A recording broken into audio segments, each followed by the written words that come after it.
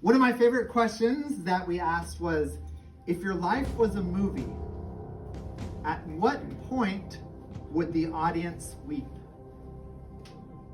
That's a really good question, right? And so, with this idea of questions, I was thinking about what makes a good question. A good question doesn't necessarily have an answer.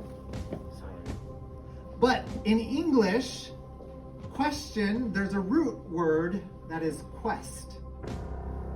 And a quest is a journey. It's an adventure.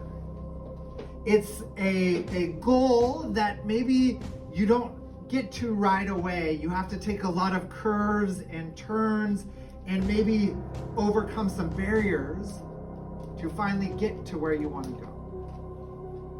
A good question is the beginning of a quest.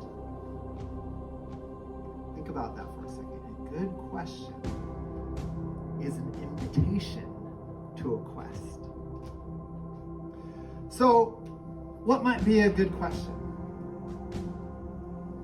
Might be, who are you? It's an invitation to find out more about someone, not what job do you do, where are you from, but who are you? And then through time, you're going to find out more and more about who that person is. It's interesting, one of the biggest questions a lot of people have is God good? That's a difficult question. Some religions, you cannot ask that question. You just have to say, yes, of course, God is good. I'm not going to question God. And yet, in the Bible, it is full of people asking this question. Everything around me is horrible. My life is falling apart. Enemies, bad people are successful. They're winning. They're getting everything they want, while the good people suffer. Is God good? Second question is, does God care?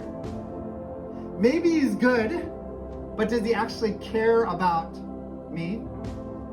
Does he care about humanity, or is it some God that's far and distant?